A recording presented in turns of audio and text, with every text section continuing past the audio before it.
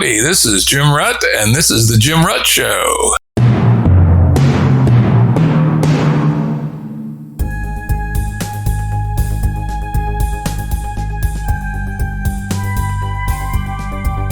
Today's guest is David Brin.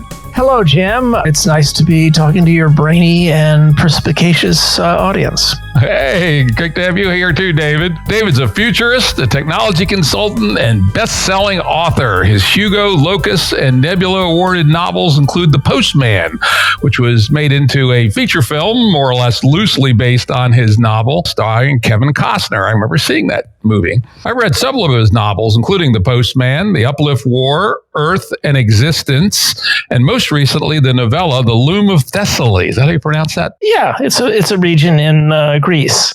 Yeah, it was actually very nice. It was short, but it made you think. Well, it's in one of my short story collections, and actually the short fiction is among the best stuff in science fiction. Indeed. David's nonfiction book, The Transparent Society, won the Freedom of Speech Award. Beyond his writings, David is a busy speaker to audiences around the world and serves as a consultant on the future and technology to both business and government.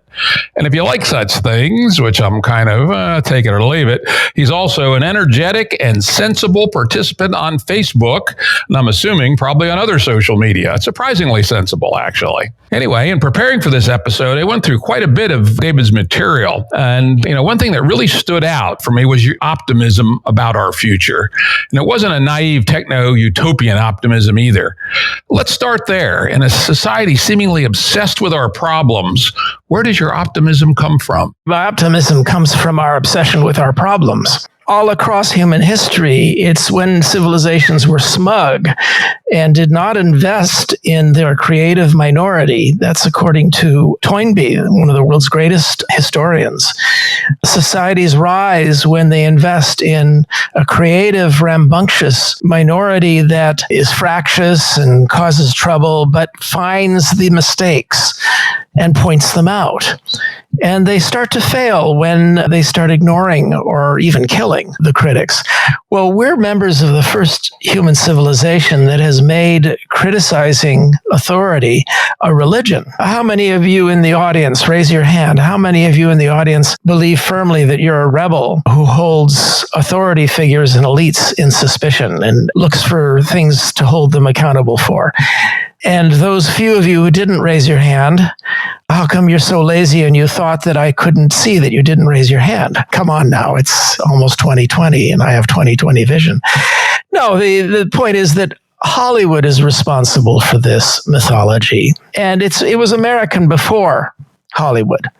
Individualism, suspicion of authority, romanticization and belief in personal eccentricity. Tolerance, diversity are two new ones that are added to that list. And you find all of them in almost all Hollywood films. What a lot of members of your audience would refuse to admit is that they got their rambunctious, eccentricity-loving, individualistic suspicion of authority from all the movies that they watched. In other words, they were propagandized into it by one of the most intensive propaganda campaigns in human history. We don't recognize it as propaganda because we agree with it and because it's hard to imagine it as propaganda. I mean, what kind of institution or nefarious plot would organize a propaganda campaign to make people suspicious of nefarious plots? Not just movies. We also, particularly my generation, I think yours too, a true touchstone is Star Trek, right? With James T. Kirk, who is a figure of authority, but not a good boy all the time. No, he's constantly, and here's the difference between, one of many differences between Star Wars and Star Trek, which I've tabulated in a book called Star Wars on Trial. And one is that when you meet a demigod in Star Wars, you have to choose instantly, am I going to die for this demigod or am I going to die fighting against this demigod? That's really your only choice in Star Wars. And demigods are the only things that matter. In Star Trek, whenever the Enterprise encounters some pompous demigod type figure, Kirk crosses his arms and says, "Oh yeah? Tell us about it." And skepticism not necessarily hostility, because Star Trek, the Enterprise runs into some superior beings that are decent people. But it's the decency and the tolerance and the diversity and the willingness to be calm and maybe have a sense of humor.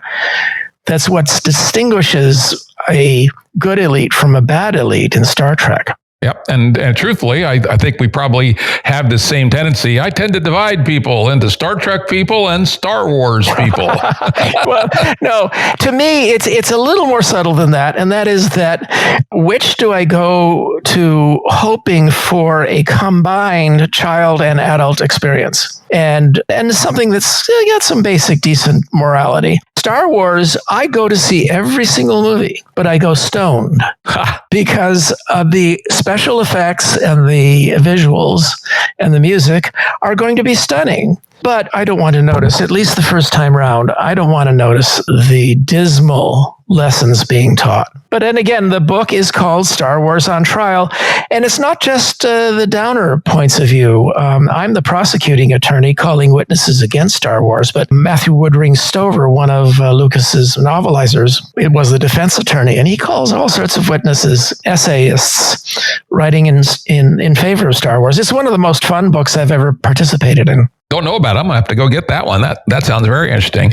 Before we move on from this point, I'm going to point out, that we talk about kind of lowbrow influences like TV and Hollywood, but also on the higher end, Karl Popper wrote a book, which is actually the only philosophy book that sits in my working library, called The Open Society and Its Enemies, where he makes the very deep point that a society that is open to its self-criticism in pretty arbitrarily strong ways is a society that can adapt to reality.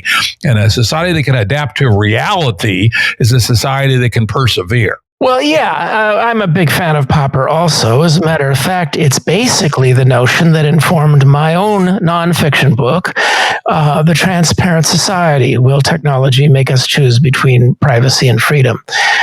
And, one of those awards you mentioned. But the main thing is that we both noticed one fundamental thing, and that is that all of our institutions that have made us unusual across the history of humanity, they all depend on light. We have 5 great competitive adversarial arenas that have harnessed the inherent creative aspect of competition. And Adam Smith was right. Competition is the great creative force of the universe.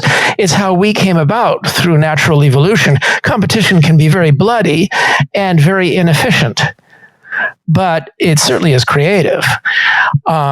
We have 5 arenas that have tried to harness this creativity of competition, and in ways that maximize the creativity while minimizing the blood on the floor.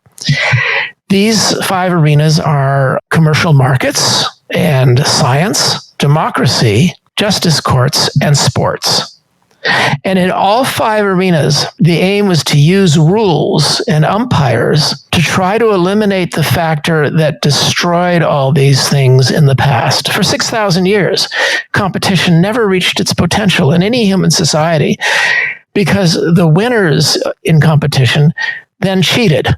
Cheating is the great enemy, and one of the greatest forms of cheating is feudalism, oligarchy. When you have a lot of power, you then manipulate the laws and pick up swords and hire people to pick up swords and take other men's women and wheat. And then you hire a bunch of guys in spangly robes, shamans, priests, chanters, bards, to tell everybody how good this was that you did that. Well, starting with Adam Smith, a little bit before Adam Smith, but he's the one who codified it. And then the American founders, pretty much the same year, 1776, they noticed something, and that is something that Karl Marx thought was impossible. And that is, it's possible to set up, using cooperation, the cooperative process called negotiation, public, open, transparent negotiation, to come up with rules and umpires and referees to keep these 5 arenas fair and to damp down the cheating to a dull roar. And the best example of this is sports. Try to imagine any sporting league, NBA, NFL, anything, in which you declare one weekend that all rules are off. There won't be any umpires. And by the way, that includes all laws against murder. How many minutes do you think an NFL game would last? Yeah, that would not be very interesting. It would just be a rumble, essentially, right? It would be interesting for the first 10 minutes, and then there'd be never any football played ever again. And that doesn't serve the interest of the owners. What serves the interests of the owners and the fans and the players is intense regulation. And that's exactly what we got under FDR during the greatest generation. My parents, who survived the Depression, crushed Hitler, contained Stalinism, built the great American middle class, took us to the moon, and started us down the long, grinding path of cleaning our souls of so many ancient crimes like racism and sexism and all that crap. The greatest generation is admired. If you ask any MAGA hat wearing person when we were great, they would probably name the 50s and the greatest generation. Well, the greatest generation would spit in these guys' faces. And their favorite human being was called Franklin Delano Roosevelt.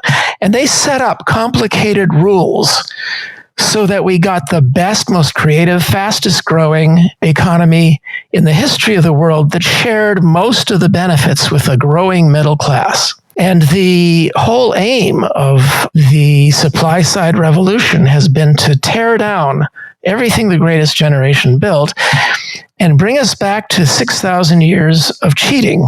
So in any event, that was a long roundabout way to talk about Karl Popper, because Popper was talking about much the same thing, how an open society in which we can criticize each other and criticize each other's products and criticize each other's policies or criticize each other in the courtroom or criticize each other's scientific theories, that criticism is the only known antidote to error. And all five of those arenas are creative and productive, and you get what's called the positive sum game. When these arenas are flushed clean with light, maximum number of people knowing maximum amount of what's going on most of the time, and they are all five of them poisoned and ruined by secrecy and darkness. And I'm going to make a point about positive sum game, because some people might say, that's kind of hopeful thinking, but it's probably not true. But in reality, markets are a good example. Most people don't realize this, but everybody except the very last buyer pays less than they'd be willing, right? Look at the supply curve and the demand curve. They intercept at the last person that will buy at a price somebody will supply. Everybody else gets what's called the consumer surplus. And that's huge. It's one of the least appreciated, most important things about our social operating system, that essentially every economic transaction occurs at a price lower than the person would be willing to pay. For instance, a computer, $800. Truthfully, if I had to, I'd pay $25,000 for this laptop, right? But because of supply and demand, I don't have to. I paid $4,000 for my first computer in 1980 that was, a billionth as powerful as this one. So we really can have positive sum outcomes from competitive games, which some people just don't believe is possible.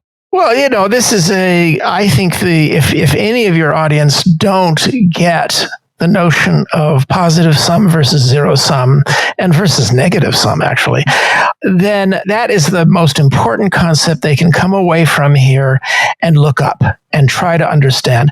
And I think it's a miracle that a large fraction of Americans, especially after all that Hollywood propaganda, a large fraction of them get the basic notion of positive sum, that I can win while you win. I just want to win a little more than you win. And my striving to win a little more than you win, if it's done fairly in a fair market, and you're striving to win a little more than I win, that we all win more because we're doing that. Now, on the left, there's a little bit of a tendency to sneer at the word competition and to say cooperation, but we wouldn't get the rules that make competition work if it weren't for a cooperative process. called negotiated politics, which is also competitive. And we haven't had negotiated politics in America since 1995. That's the miracle year, the last year in which a Republican leader in Congress actually cooperated with Democrats. That's the year that Newt Gingrich and Bill Clinton negotiated welfare reform and the Budget Act that led to huge surpluses. The next year, Newt was punished for that, kicked out, and replaced by Dennis Friend to Boys Hastert. And you should look up why I use that snark in his name. I'm well aware. It was all over the newspapers. And the Hastert rule came down threatening extinction to any Republican politician who would even speak of negotiation with a member of the opposition. And politics in America, a noble art, was destroyed. And that was, how many years ago? That was 26 years ago. A little bit less, 24. Well, in any event, the point is that the notion of the positive sum game is based upon one word that the left doesn't particularly like, but should be taught to like. Because the founder of competition theory, who warned against cheating by oligarchs and aristocrats, was the father of modern liberalism, and his name was Adam Smith. If he were alive today, Adam Smith would be a flaming Democrat. People who think otherwise have never read the man.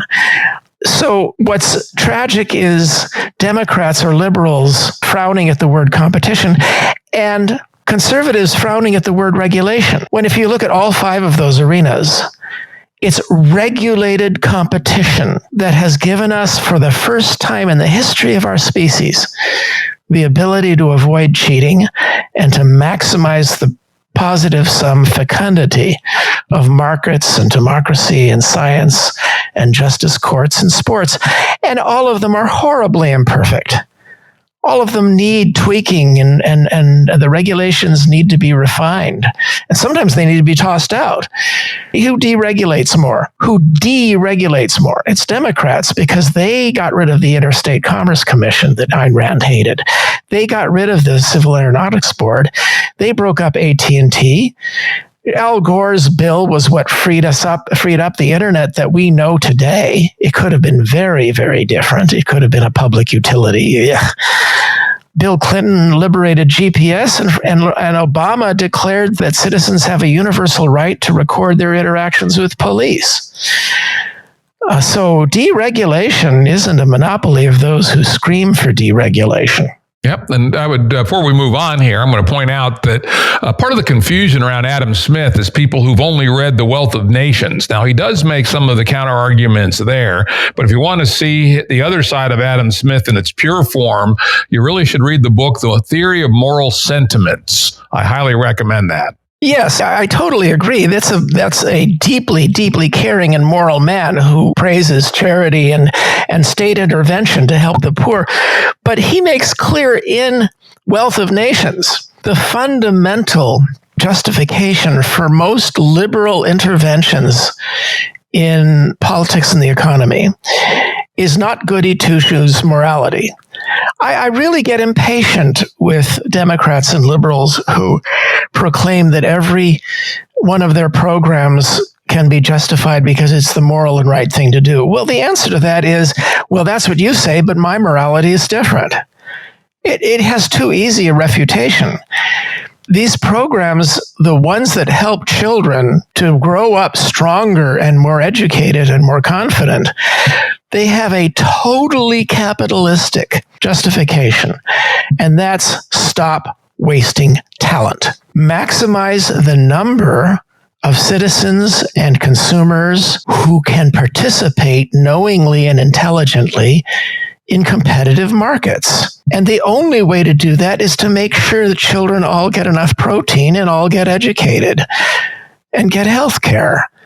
It's the failure of liberals to justify their interventions by the totally pragmatic outcomes that they generate. I mean, do you remember the movie Deliverance? Oh, yeah. The image that we had, the Beverly Hillbillies image of the Appalachia, gap-toothed, ignorant, illiterate. Well, Appalachia has problems today. Right now, they're fighting opioids, and they're not rich people. but it's a different world. It's a totally different part of America because America came in and said, hey, you're Americans and we haven't forgotten you. I actually live in Appalachia. My official residence is in the lowest population density county east of the Mississippi River. And the people there are very good and very solid and have good civic values. An amazing statistic is the election turnouts are between 75 and 80%. 100% of the kids graduate from high school. The stereotypes can be quite misleading, actually. And I am proud that we're a nation that has taken some of those stereotypes and changed them physically on the ground. Yep. And there is a lot of federal funding that comes into the county. There's no doubt about it. But on the other hand, it's still a hard working, make money from the land, farming, logging, some recreation, etc. God bless you wherever you are. Yeah, it's a good spot. Let's continue on the theme of optimism. I've read and heard you in some of your recordings say that you agree with Steven Pinker and others who've published findings about how the world is improving in many ways. Could you give us a quick overview of the most important points of good news? Oh, well, I recommend everybody subscribe to the Abundance newsletter of Peter Diamandis. He's the guy who runs the X Prizes, and the X Prizes are aimed at finding ways to leverage just $1 million here, $1 million there to incentivize tens and even hundreds of millions of dollars of investment with prizes in world-changing, world-saving solutions. One of them I participated in was the Tricorder X Prize to try to develop a version of Dr. McCoy's Star Trek tricorder that would just add a couple of instruments to a cell phone and turn it into a primitive early version of what he uses in the show to diagnose illnesses and all of that. Look, many wonderful things are happening. Dean Kamens and many others are developing desalination systems. Elon Musk is delivering electric cars and helping push along solar energy and giving us access to space. Jeff Bezos is racing out there and investing in asteroid mining along with Peter Diamandis. There are many, many wonderful things in the world, but my biggest reason for saying that is not optimism. I'm actually a little offended when I'm called an optimist, because if you read my works, you'll know that I'm very nervous. I look at the world around me, and because I am steeped in history, not so much my physics background or my work with NASA, it's the history that shows me how easily we could plummet back into the hell my ancestors strove for 6,000 years to get me out of. And the fact that I live in these comforts and get to talk to you and your audience the way I am right now, that I would be anything but grateful and nervous that it all could be lost. And that's the sense that you get from my novel, The Postman, wherein all of it did get lost. And I take a different perspective than most of the Mad Max stories. The Postman is about how the only way we'll ever get anything back is not from some lone hero, but if we're all reminded that we were once mighty beings called citizens. And that's what we need right now, because we could solve so many more problems if citizenship were our central agenda and we hammered the politicians till they went back to pre-1995 and went back to negotiating. The reason why I push optimism is because both sides are insane. Today's right is trying to ignore problems that could kill us all. And today's left thinks the only way we can motivate people to solve those problems is guilt trips. And they feed on each other. And many Republicans stay Republicans just to spite the guilt trippers. They know their side has gone insane, but the guilt tripping is loathsome to them. And so it spites those people. And so they stay in denying climate change for that reason. And quite frankly, at times I don't blame them. Well, I do, because it can kill my children. but I understand it.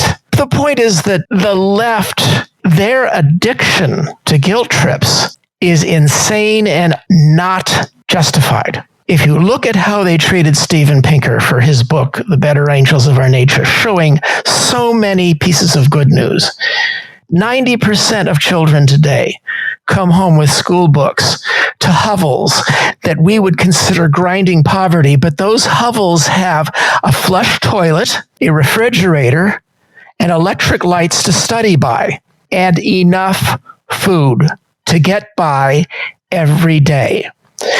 90%. That's never been true before. 90% of human beings today have never seen war with their own eyes. They've never heard the tramping of an invading army. They've never smelled a burning city. 90%. The remaining 10% in each category is horrible. It should tear at our conscience.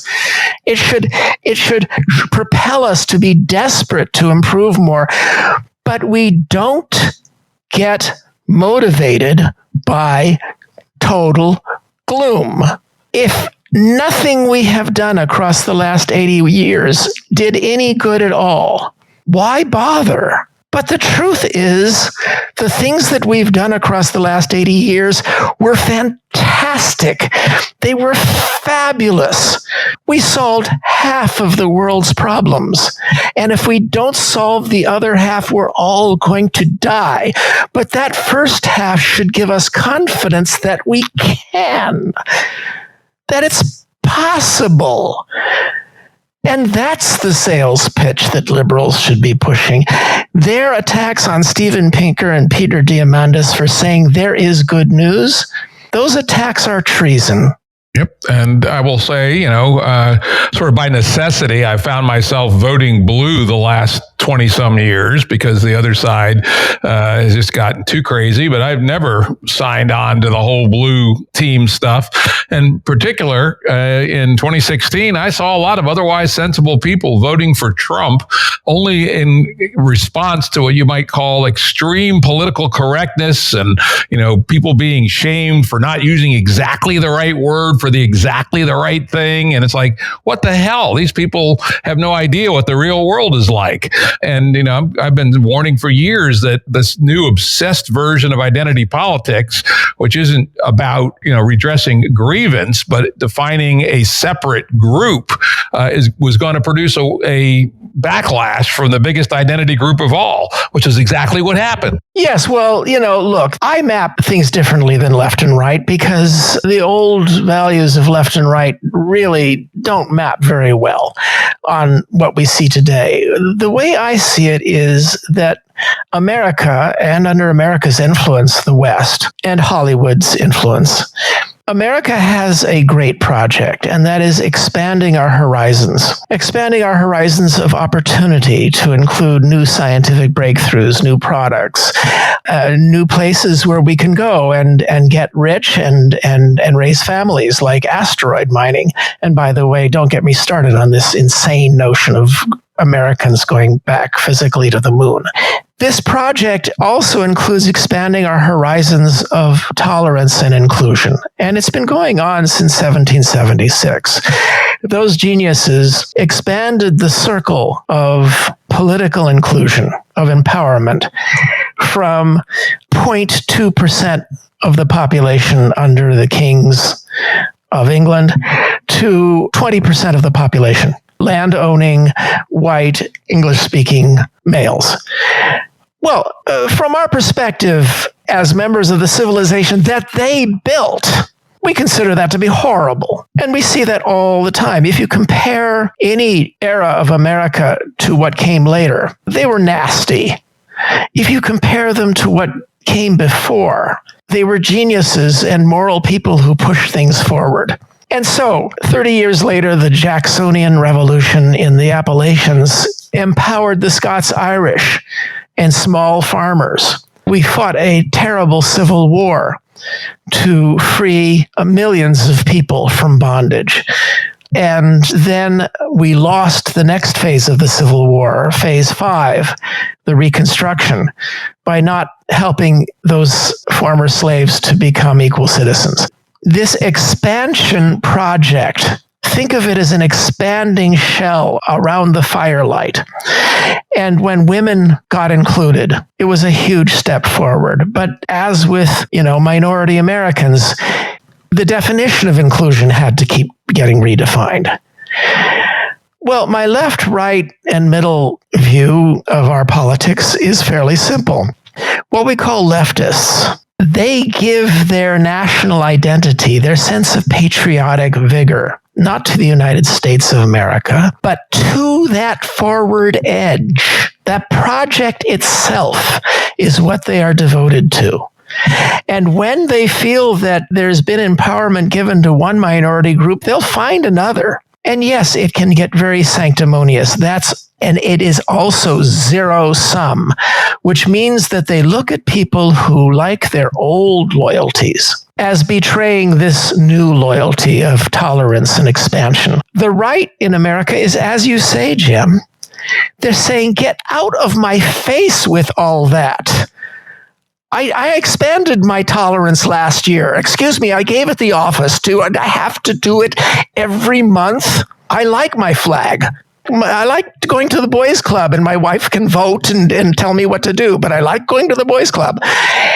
Then there is a third category, and these are liberals. And they're actually the largest group in America. And they are the only one of the three that's positive sum. And they say, hey, I don't have to choose. I love this country. I like my flags. I like the Boy Scouts, and we're going to slowly ratchet them into including girls. And I also like this project of expanding horizons. Tell me more. But I think it might be a good idea if you were a little more polite. The problem with these PC bullies is not that they are doing a lot of harm. They're not. But they are giving fox heads ammo every night. And what Hannity says is, do you see these flaming politically correct police? That's what all liberals are like. And it's a lie. But what surprise? Fox. It's a lie. Sorry, I was getting repetitious there. Yep, and it certainly hasn't helped. I'm sorry. You know what? We should have saved politics for the end. Yeah, let's move on to some other things here. This is sort of near politics, but it gets back to systems thinking, which is the web. I was one of the early people that helped build what became the web and was involved in it for much of my business career. And we thought, frankly, that we were both doing well and doing good, that this ought to be the mechanism for empowered citizenship. Everybody has access to information, can communicate to the powers that be, etc. And yet, at the moment, it seems like a real shitstorm, right? Really bad and stupid ideas are making a big comeback. Nazis. What the hell, right? Nazis are coming back. Can you imagine a stupider idea than that? Well, maybe one, flat earthers, right? And they're coming back. Anti-vaxxers, right? There's something about this new unmediated form of communication that we did not see when we were creating it that is producing a standing wave of some sort that's allowing really bad ideas to gain some traction. Now, personally, I'm not as an alarmist as some people are. I do believe that Nazis are not going to take over America, nor are flat earthers going to take over our school system. But it is nonetheless pretty disconcerting that there are, significant numbers of people adhering to these unbelievably backward ideas. Any thoughts to what's going on with this? Yeah, well, first off, let's always look for historical perspective. Historical perspective number one is that it's not unprecedented for the oligarchic, aristocratic cheaters to try to use populism against reformers. This happened against the Gracchi brothers in Rome. And during the 1920s and early 30s, the Junkers caste of nobles in Germany, who had a lot of the money, and owned the newspapers, they promulgated Nazism because they wanted to use it as a weapon against the communists. And of course, you remember the scene in the Tomorrow Belongs to Me scene from Cabaret, in which the question is asked, do you still think you can control them? And they wound up not. They wound up creating a monster, a beast that threw the aristocratic riders and gifted Svengalis jumped into the saddle and rode us all to hell. We can see parallels now. I mean, the Republican Party, the people the old line conservatives and the oligarchs who brought us to this point are writhing in agony because they can see something very similar happening. But it gets to talk about the web. You say, who foresaw this? Well, I have a novel called Earth, and I have a book called The Transparent Society. And in both of those, I talked about how every time there is a new communication technology, this happens. When printing presses were invented, we have this image of Gutenberg Bibles, but the biggest product for about 50 years was hateful religious tracts that exacerbated the Catholic versus Protestant wars that tore Europe from stem to stern. It was only after time passed that books spread and people used literacy to start expanding their calm consideration of bigger ideas in a bigger world. And that took a long time. The same thing happened with magazines and newspapers. And the biggest example was when radios and loudspeakers arrived. And these expanded the apparent godlike force of the human voice.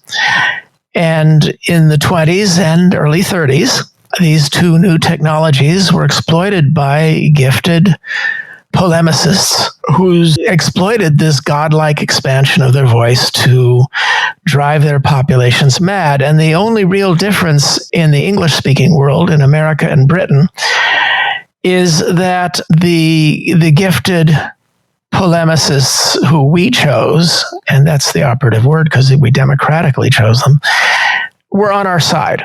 Roosevelt, Churchill, they were really good at sounding godlike, but they also were on our side. And that made a huge difference. So, does that have lessons for today? Duh.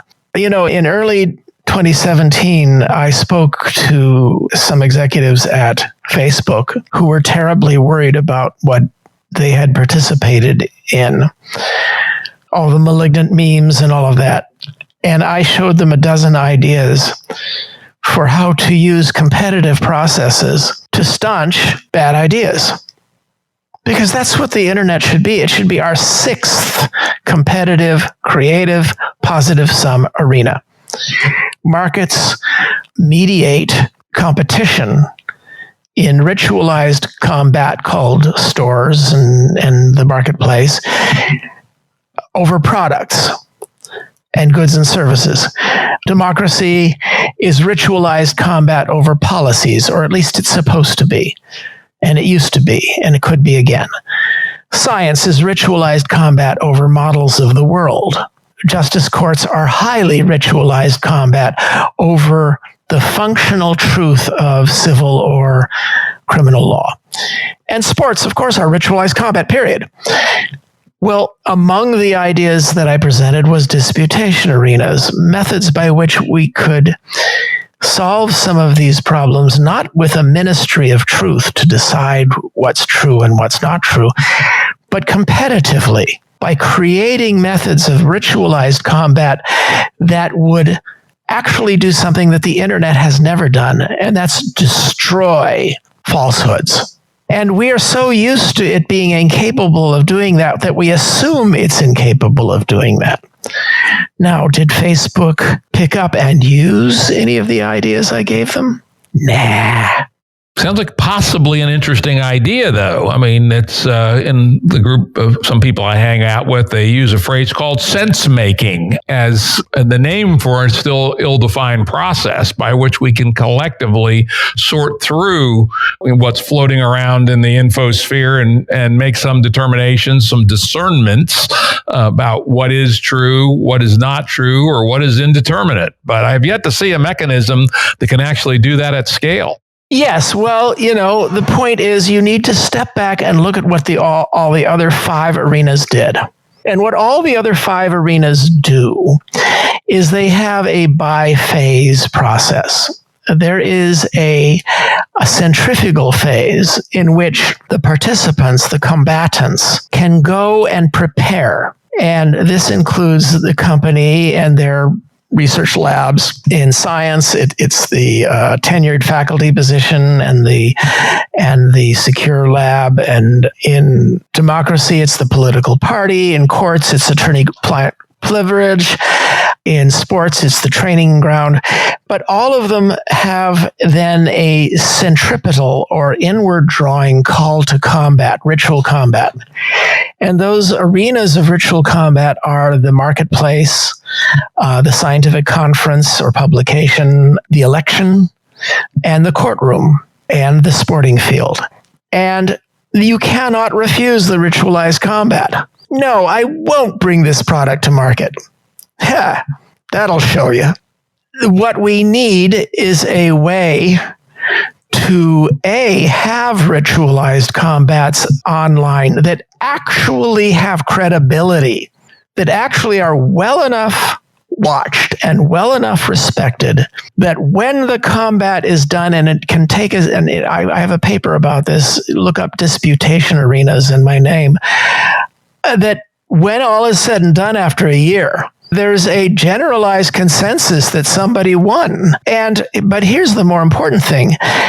Both sides have altered their positions under the brunt of criticism. And that's a more likely outcome. Think of gun control. I mean, if you had any people with intellectual honesty, no matter what their starting positions on gun control, I predict that their positions both sides would be substantially changed within a few months of this process. But then there's the question is, how do you compel them to come to this arena?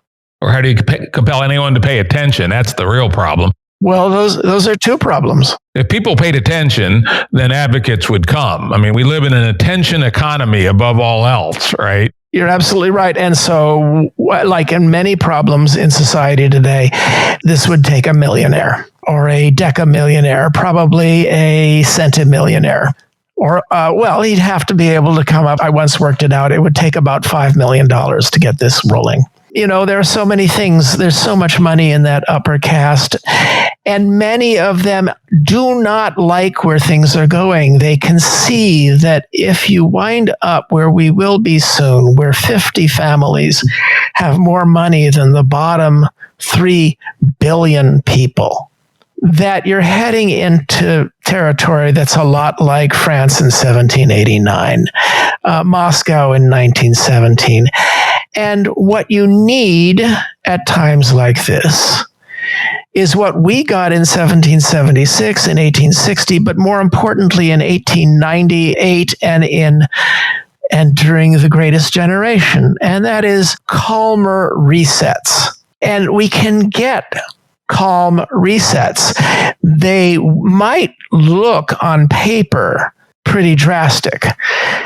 Your audience would probably be surprised to learn, and the Tea Party was such a wedged phenomenon, and it was all the liberals' fault for allowing these fanatics to hijack the American Revolution of all things, which was a revolution against feudalism. It wasn't against government. It was against feudalism. It was against the king and his cronies stifling trade and making all the Boston and New York and Philadelphia merchants send their ships to the king's docks and extorting bribes from them. That's why it was Boston and Philadelphia and New York that led the revolution. Well, if you'd take a look at what happened after the revolution was over, it's astonishing.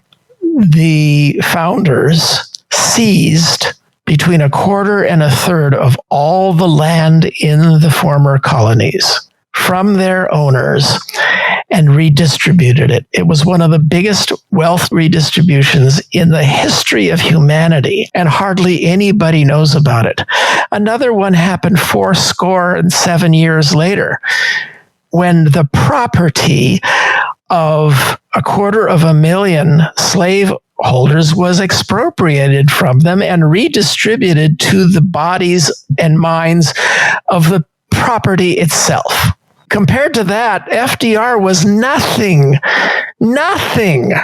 And the greatest generation did a lot of stuff, and they deserve our respect, and they were believers in Rooseveltism. At least the majority of them were. There was always a substantial opposition class, but certainly the Rooseveltian consensus controlled 55% of the electorate, maybe a little more, until about 1965 or thereabouts. Well, we all know about how Johnson knew that the South was being given as a gift to the Republican Party, and basically what we were experiencing was a party flip. What none of us expected was the radicalization that led to a destruction of negotiated politics.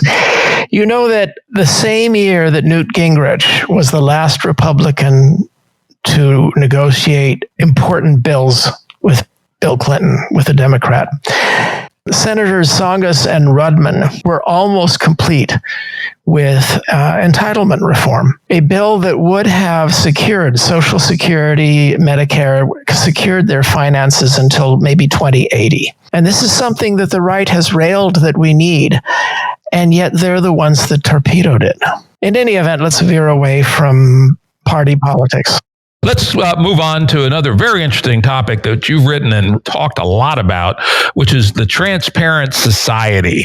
I actually started to read that book, The Transparent Society, and I read a little bit in the front several pages, and then I realized, man, this is really old, so let's talk about it. But nonetheless, just a little bit I read, you were extremely prescient. You were going, oh my God, the UK has 300,000 CCTV cameras, right? Crime is plummeting. Now they have 5.9 million. You talked about cheap drones. You even talked about drones that would fit in your hand, and this was in 1997, maybe, something like that?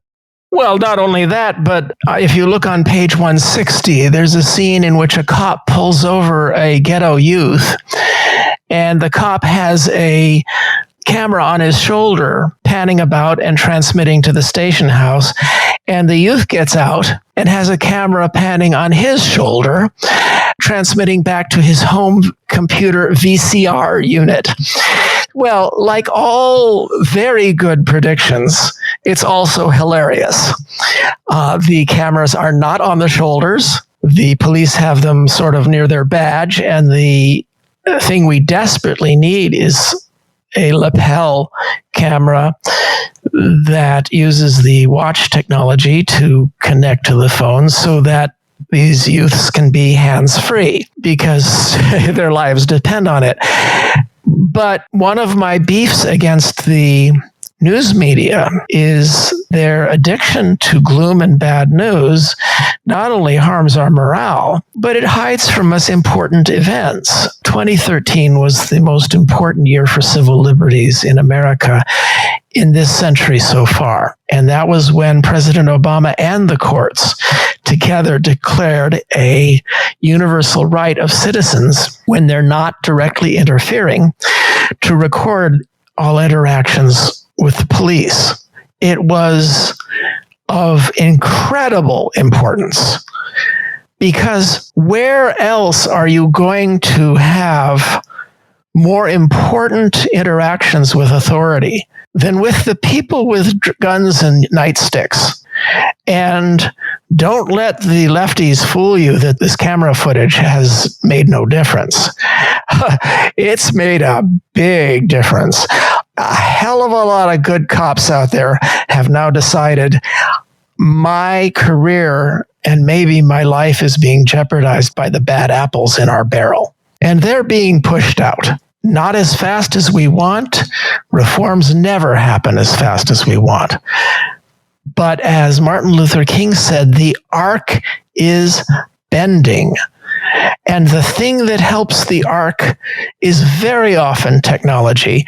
Martin Luther King would have gotten nowhere without the primitive TV and film cameras that followed him around and recorded Bull Connor's dogs attacking and the fire hoses. Now, is the technology going to be enough by itself? Have you seen what's going on in China with social credit? They are not only putting cameras everywhere, controlled by the top, which is what I criticize in the Transparent Society, but they're also getting people to tattle on each other in order to keep their social credit scores high. This was very, very shockingly illustrated in Charlie Brooker's wonderful episode of Black Mirror called Downfall. Oh, yes, that was shockingly good. Yes, very good. So the thing is that, sure, there are prescient passages in the Transparent Society. For many years, I got P206 emails pointing me to page 206 of the Transparent Society, where I use the phrase, "What if bombers ever brought down both World Trade Center towers?" This was in 1997. So that was a Twilight Zone moment. Interesting. Let's get back to that core argument that you make in that book and have made from time to time elsewhere, is there's two models how this transparent society could deal with the information that is created. And one is it could go to the powers that be, or the second, it could be open source.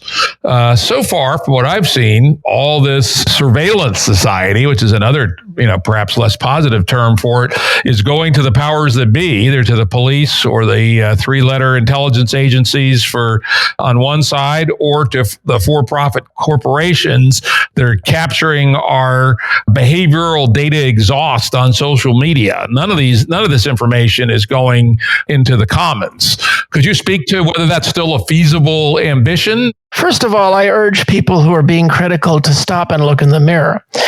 Your reflex is to worry about accumulations of power by would-be big brothers. You were trained to have that reflex, and it's a very good reflex. It's a very American one, and it's very important for our freedom that we have it.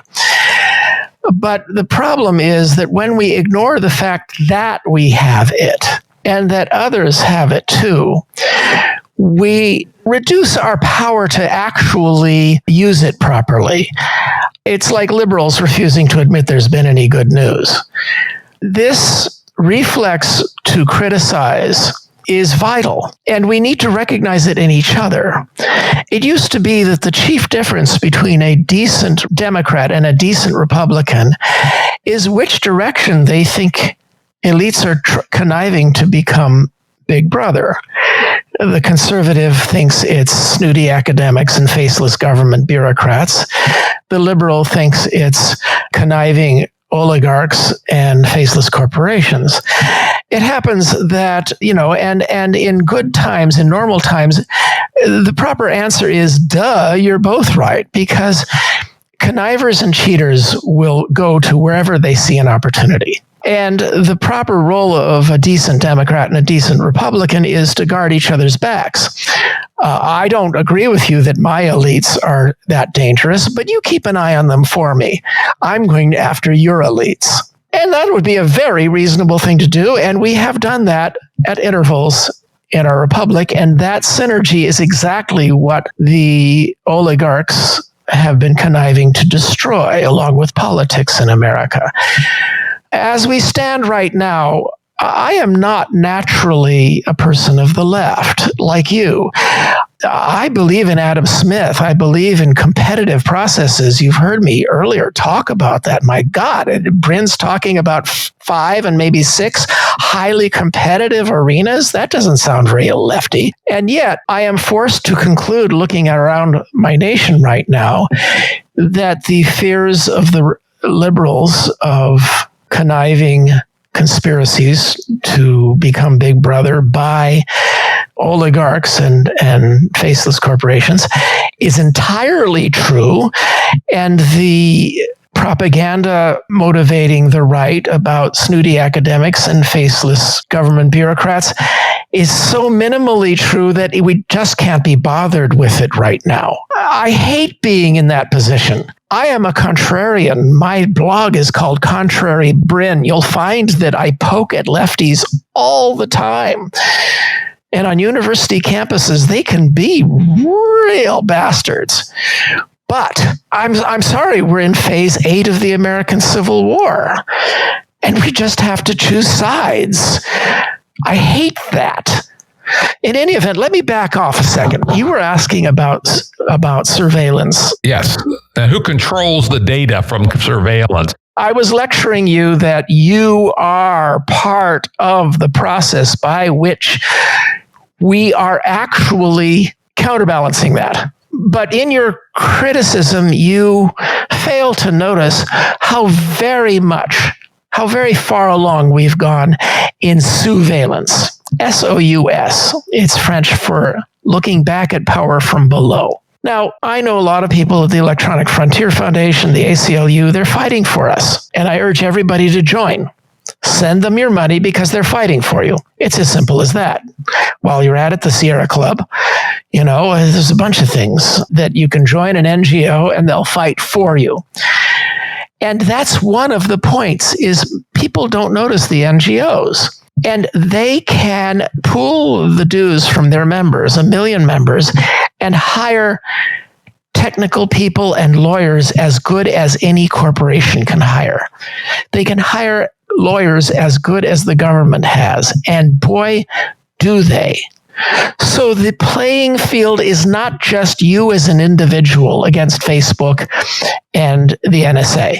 It's you as an individual who has sent dues to the Electronic Frontier Foundation against some of the things being done by the NSA, while many of those civil servants are also working hard for us, against some of what Facebook is doing. It's more complicated. And as long as it's complicated, we have a chance. Unfortunately, my friends at EFF and the ACLU, they have the right reflex.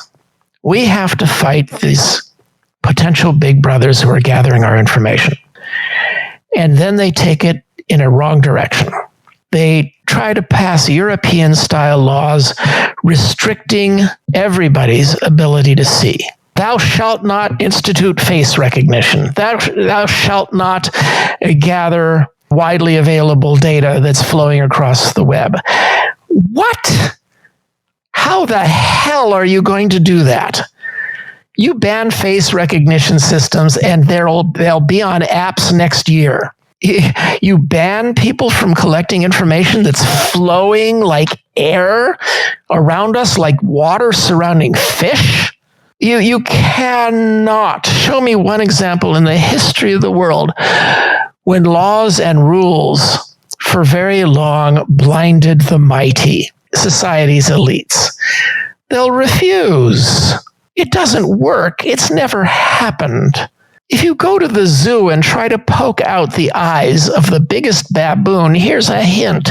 He won't let you, but he will grudgingly let you look at him. And that is what we have experience doing for 250 years. It's looking back at power. We can do that. We can do surveillance, and we know it works because we're free. We're not as free as we'd like to be, but we're freer than our parents were, and they were freer than their parents.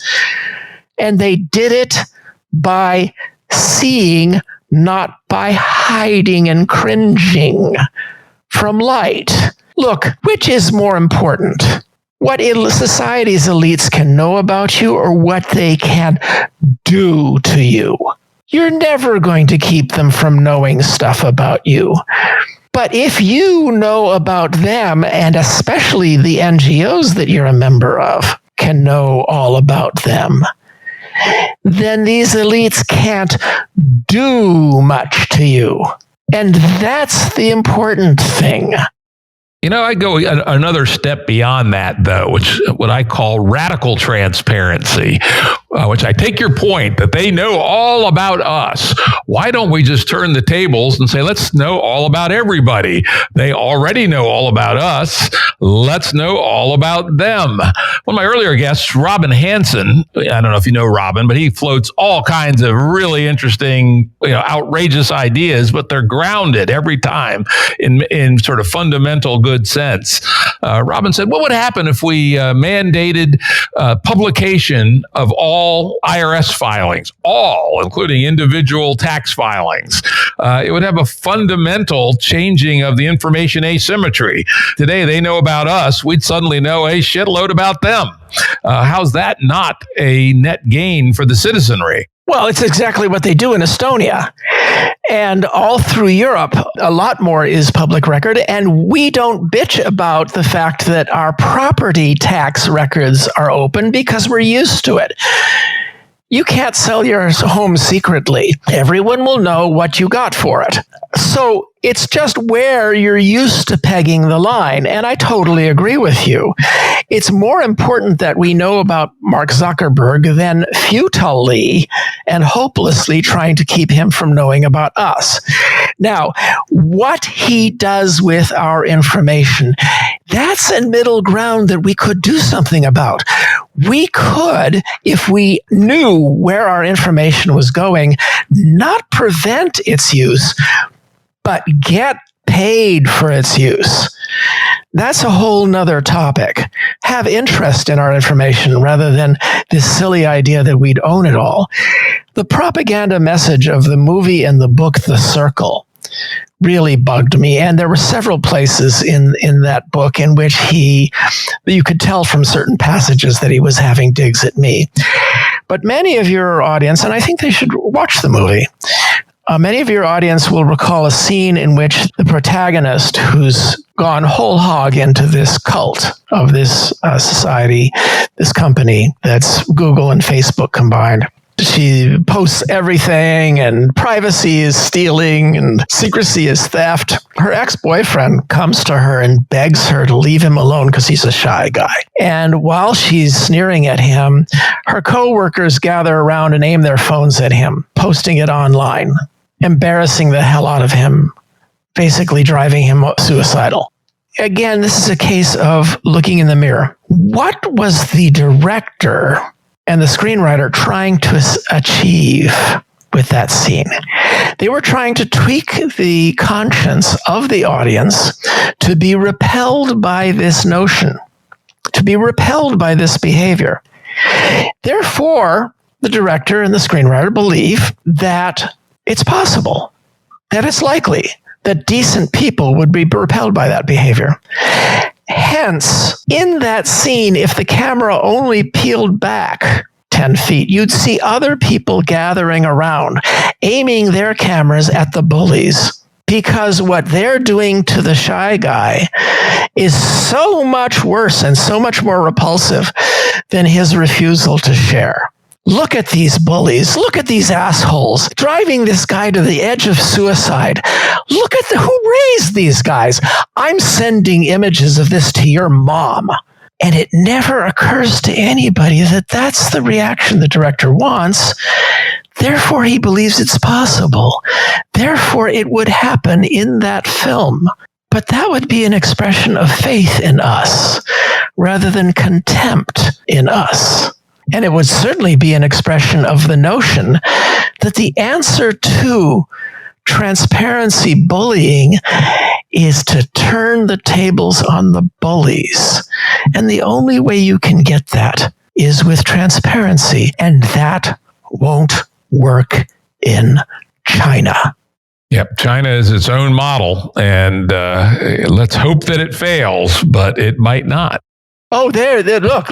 If you're going to have a final competition over the course of human governance for the next 1,000 years, we've eliminated some really stupid things, but to have it be a contest between Western diversity, individualism, not so much capitalism, although market economics is implied by that, versus the best possible example of the old pyramid hierarchy of rule by oligarchs.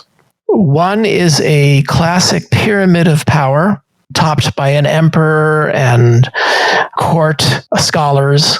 And the other is a diamond, shaped like a diamond, a vast middle class that churns and incorporates competition, and in which the leaders are not assumed to be the same as the state. In fact, they must be recycled frequently to prevent abuse of power. Right now, the diamond is suffering from internal sabotage and external attacks. But I believe in it, and I believe in its resilience, and I believe that it is likely to be the governance model that will lead to Star Trek. But if we're going to have a return to 6,000 years of pyramidal structures, which dominated 99% of countries and societies that had agriculture, and that our enlightenment is an escape from, it might be a brief escape. If we're going to return to that, then I'd prefer China over our own oligarchs, because they have a tradition of meritocracy, civil service exams, of bringing the brightest up to just a level below the emperor and his family. That's a better system than, say, Pax Britannica or Pax Romana or any of those systems. If we're doomed to become a hive, then I'd rather it be Chinese bees.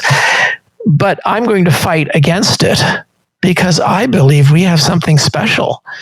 It's called the Enlightenment experiment, and I don't see any other way we can get to the stars, which actually raises another question, and that's the Fermi paradox. We talk about the Fermi paradox on about half of our episodes. It's one of the things I ask people before I interview them. Are they game to say something about the Fermi paradox? And actually, the show right before David's, neither of them have gone on the air yet as we're speaking, was a interview for the full 90 minutes on nothing but the Fermi paradox with Jill Tarter.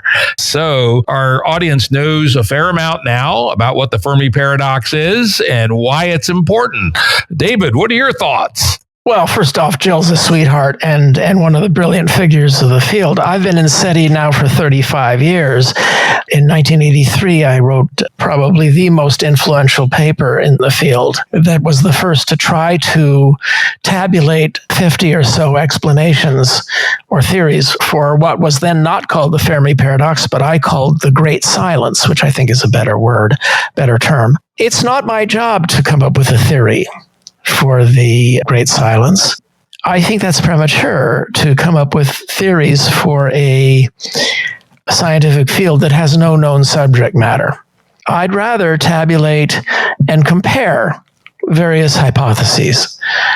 And I do rank them in order. And in my top 10, certainly there's the hypotheses that fixate Nick Bostrom and his gloomy crowd at Oxford University in England. And that is that all the species run into unavoidable suicide modes, self-destruction, some technology that destroys them, and certainly destruction of our environment ranks pretty highly up on that list. But that's not at the top of my list. I see substantial reasons to believe that the rare thing is our exaggerated level of intelligence, not our ability to speak or to organize. When we became able to have 100-word vocabulary, fire, and basic stone tools, we became the masters of our environment. The evolutionary pressure must have eased in many respects, and yet we propelled ever faster. I believe it was partly because we went into sexual selection, which is responsible for a lot of overshoots in evolution. And I believe both women and men, both females and males, entered into a brain selection, sexual selection process, so that we've got exaggerated traits like the antlers on the Irish elk and the peacock's tail. That's a very optimistic one because it suggests that all we have to do is get a little bit more smart. and we'll be able to save this enlightenment and then get out into the galaxy. We won't find many competitors there, but we'll find a lot of almost ready, almost sapient races that would benefit from our help, or what's called uplift. And of course, that was just a plug for a number of my novels, like The Uplift War. But redolent to a number of the things we've talked about already today, I believe that in the top 10 is a fairly scary one that's almost as scary as self-destruction, because it's a type of self-destruction. And that is, if you look across the last 6,000 years, probably 10,000 years since we invented agriculture, almost every civilization that had agriculture quickly organized itself into a pyramid of hierarchy and oppression, and a few males benefited from it by picking up metal implements, swords, axes, and taking other men's women and wheat. And we're all descended from the harems of these bastards. That's why males have such weird fantasies. And this happened probably about 99% of the time that agriculture appeared.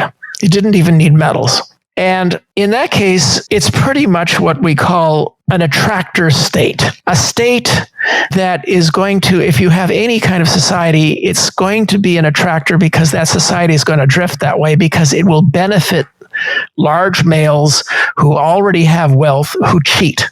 And the question is, why would it be any different on any other primitive race on any other planet? And if it got entrenched, not for 6,000 years, but for 100,000 years, for 500,000 years, then it would become genetic. The ruling classes really would be superior in all the ways that kings used to say they were. And it was a lie, of course. Their sons simply got enough to eat. That's why they were larger. But in 100,000 years, 200,000 years, it would get locked in. And here's the thing about feudalism, is it's not friendly to technology. It's our Enlightenment societies that broke away from feudalism that made almost all of the technological progress. They're not friendly to science. Look at how the right, especially Fox News, is waging all-out war on every fact-using profession, from science and journalism and teaching, medicine, to the so-called deep state, civil servants and intelligence agencies, and even the United States Military Officer Corps.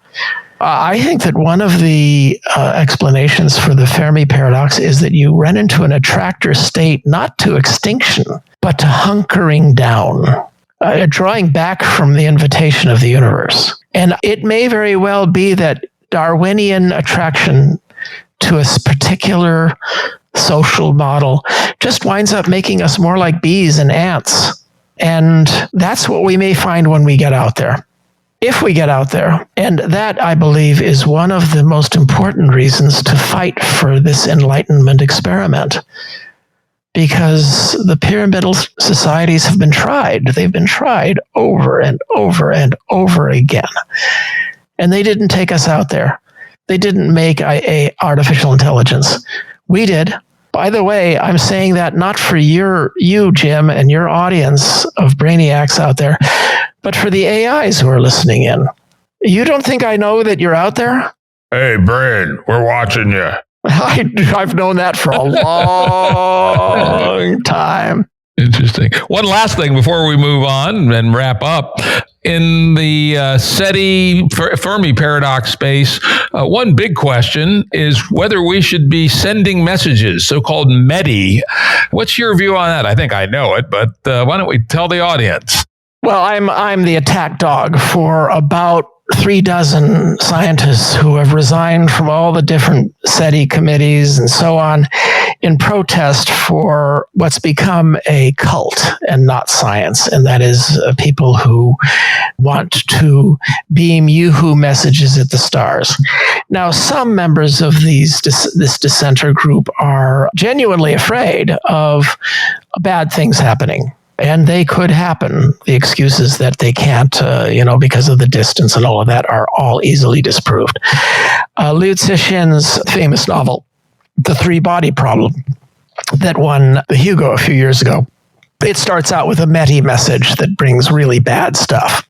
But most of us actually are not quaking in fear that they're going to respond, "Oh, us beasties, thank you for the invitation. Do you taste good?" No, what offends us is the unscientific process of trying to engage in major diplomacy while excluding the professional diplomats, engaging in an unscientific poking at the experiment without subjecting a potentially hazardous experiment to peer review and open public discussion, especially when that open public discussion would be so interesting and so much fun. Imagine this a 12-part PBS show that would transfix the world. Yeah, should we or shouldn't we, right? That would be great. It would cover so many things because each episode would be on a different part of the Drake equation. By the way, I know Robin Hanson very well, and Frank Drake is a dear friend. So Doug Vakoch, the leader of the METI, I call it a cult now, but I actually like him very much. He's a very sweet fellow. He just believes that calling upward for superior beings to come to our aid is a reasonable thing to do, so important a thing to do that it's worth stomping on all of the processes that we've learned in science. But we've tried that for many, many thousands of years. It's called prayer, aiming messages upward to superior beings, asking for intervention to save us. It's called prayer. And heck, I'm not even an atheist.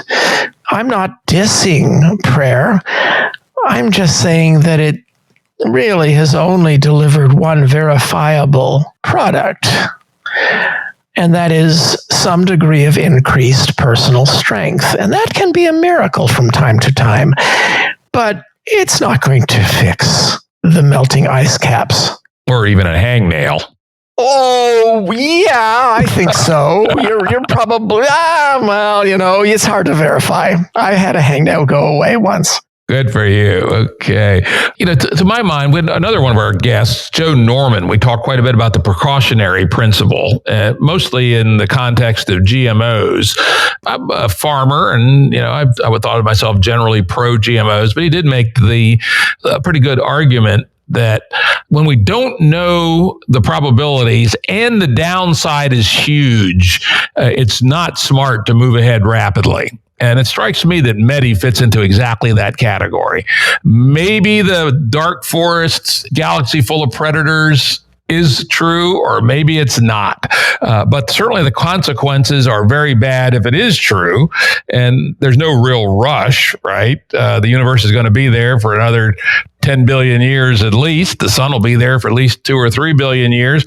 So we got plenty of time to think really carefully and to listen for a while before we make the first move. I don't see any reason to force an early first move by intentionally sending out a powerful message. Well, if you feel that we desperately need a dose of help, you could rationalize that. But we have processes. One of the answers of the METI guys is, how can we take precautions against something for which there's no example? Well, that's what NASA does through the Planetary Protection Office, where we make extra effort and go to extra expense to sterilize our spacecraft so they won't contaminate other planets. And boy, when we bring samples back from other planets, we do 20 times as much effort to keep the samples sealed.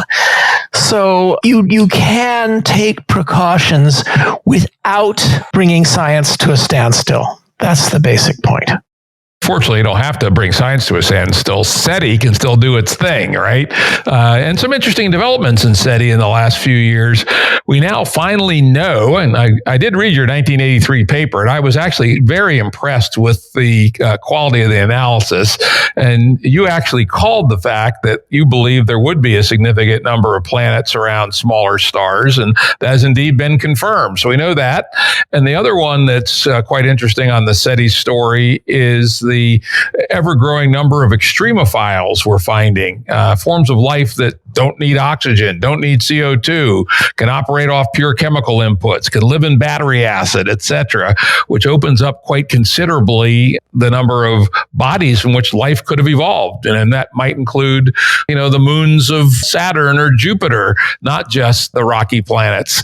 And that's what we know today, that we have extremophiles, we have lots of planets in the universe, and we may find two more very important things. One, if we should find a separate tree of life, either on Mars, perhaps the fossils of it, or on one of the outer bodies, we've answered part of the Drake equation, at least narrowed the bars considerably. How hard is life? That's still a huge one, right? Maybe it's damn near impossible. But if we find a second one, we know it's not damn near impossible. And then the next one we're going to get within 20 years, probably less, is these atmospheric surveys of exoplanets. We start finding exoplanets that have both oxygen and methane within prescribed ratios. It's going to be pretty hard to come up with a story on how those gas mixtures occurred without something like life. And again, that's going to, provide some additional contraction on some of the terms of the Drake equation. So we can still do great science in traditional METI by just staying the course and frankly, very substantially upping the expenditure. As I was talking to Jill, I was just astounded by how little money goes into SETI when it's the second biggest question in science. You may ask, what's the biggest? And I say, why do we have the universe that we have, or any universe at all? That's the biggest question. The second biggest is, are we alone? Well, I'm not going to quibble with anybody as persuasive as you, Jim. But yeah, I would have a close third, and that is, are we living in a simulation? But then again, I keep being reprogrammed every time. What were we talking about? In any event, you raise a very important point about METI, and that is, we are like a 4-year-old who suddenly finds herself in a dark, quiet forest. Maybe too quiet. Now, it might be worthwhile at some point to yell, "Yoo-hoo, is anybody here?" But probably the best thing to do, if you're not starving, there's not a snake, there's nobody's attacking you right at that moment, is to gain situation awareness. Climb a tree and look around. We are learning about the cosmos at an incredible accelerating rate. 20 years ago, we knew of no planets outside the solar system. Now we know of thousands, soon to be tens of thousands of other planets. Pretty soon, partly thanks to some of the technologies that we are funding at NASA's Innovative and Advanced Concepts program, called NIAC. I urge people to look it up. It's the part of NASA that gives tiny little grants for ideas that are just this side of science fiction. How do you spell that so we can look it up? NIAC, NASA Innovative and Advanced Concepts program. Some of these new technologies should enable us to do spectral analysis and possibly even early primitive images of some of these distant worlds. And in my novel Existence, I portray us sending out 1 million light sail propelled crystal probes out to a zone 550 astronomical units away from our sun. That's not very far. That's 1% of the way to a nearby star. So it's the intermediate target place. And these sails and their crystals, they look back at the sun and block out the sun, because that's where the sun concentrates light, like a lens. So the sun's gravitational lens can be used to vastly magnify things that are on the other side of the sun. And if we were to be ambitious, but it's within reason, to send out space probes out to just that distance, well, that's only, maybe 20 times the distance to Jupiter. That's not so far. We might be able to, again, get a spectacularly expanded image of the world, of the universe. So on that note, I wish you and all the members of your audience excitement and adventure as members of the most interesting civilization that's ever been.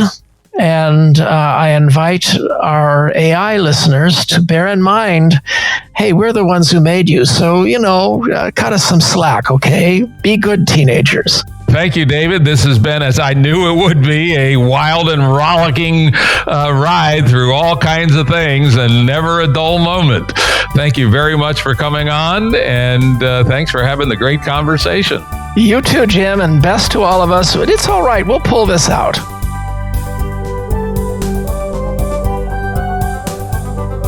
Production services and audio editing by Stanton Media Lab. Music by Tom Muller at modernspacemusic.com.